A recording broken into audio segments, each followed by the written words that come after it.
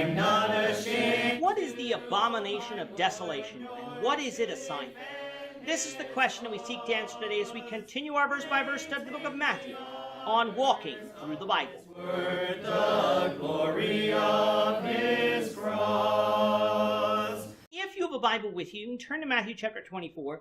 We're going to be reading from verses 15 to 28. If you don't have a Bible, don't worry. Just follow along with us on the screen. The version that we'll be reading from is the New King James Version. So, Matthew chapter 24, beginning at verse 15.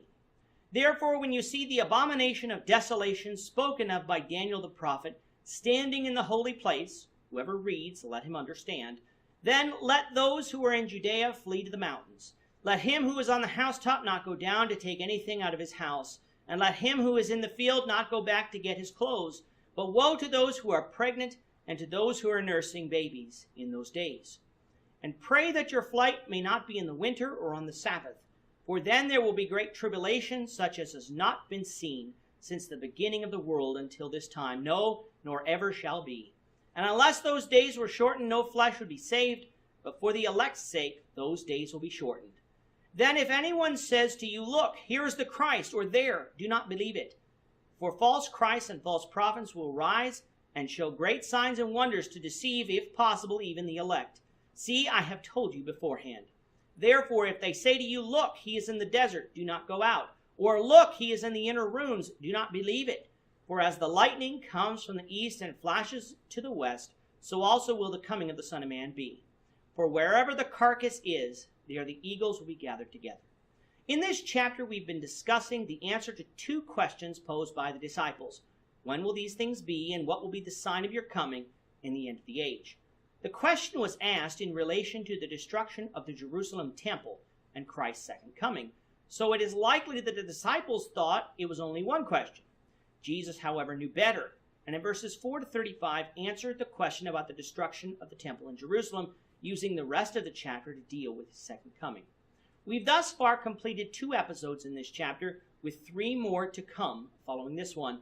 So we invite you to go to eastendchurch.org and search under the Media and W.T.T.B English podcast tab to listen to the entire chapter before asking questions or leaving comments.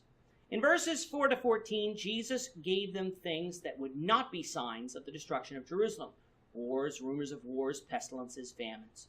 These would be the beginning of sorrows for the disciples, for they would face them, but they wouldn't be signs about the destruction of the temple in Jerusalem. In fact, this destruction would only occur after the gospel was preached to the whole world. It hadn't been preached to the whole world yet when Jesus spoke those words, but Colossians 1:23 says that it had by about 62 AD, so following that, the temple could be destroyed.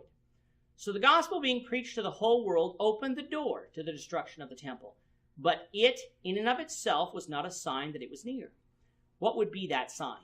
The abomination of desolation standing in the holy place, spoken of by Daniel the prophet.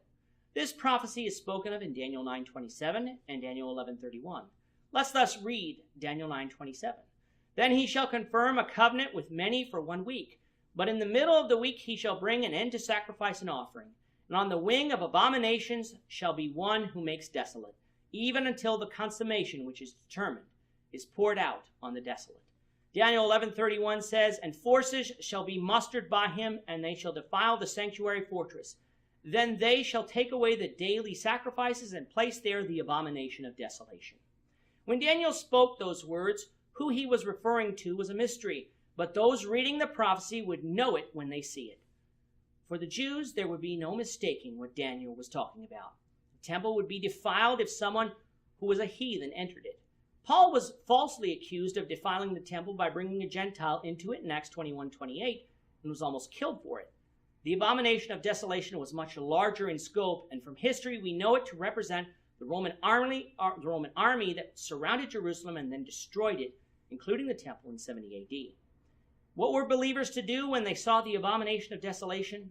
If they were in Judea, they were to flee to the mountains. They weren't to bring their possessions if they were at home, or go back for a change of clothes if they were in the field. They were to pray that this wouldn't happen when they were pregnant or nursing, for this would slow them down. They were also to pray that it wouldn't occur in the winter or on the Sabbath day, for again it would slow them down. This is referred to as a great tribulation. It doesn't refer to some rapture of the church. It refers to the destruction of Jerusalem. And if God would have let it go on indefinitely, nobody, including God's elect, Christians, would have survived. But God didn't allow this destruction to go on forever. He did shorten it for the elect's sake. False Christs and prophets would arise during this time, telling them to go here or there. They were not to believe them, for they would lead them to death. They were to obey what Jesus had said. Because of a lack of time, we'll leave explaining verses 27 and 28 until the next episode. With that, our time is up for today. Lord willing, we hope you'll join us for tomorrow's question and answer edition, seeking to answer the question, can a murderer or a rapist be forgiven by God and still go to heaven? The Lord willing, on Monday, we will return to our study of Matthew, covering Matthew 24, verses 29 to 35, as we continue our walk through the Bible, one verse at a time. I'm not ashamed. Thank you for watching today's episode. We hope that you found it edifying and ask that you not only subscribe to our channel and podcast, but that you like and share this episode among your friends, so that the saving gospel of Jesus Christ can go out to the whole world. Of his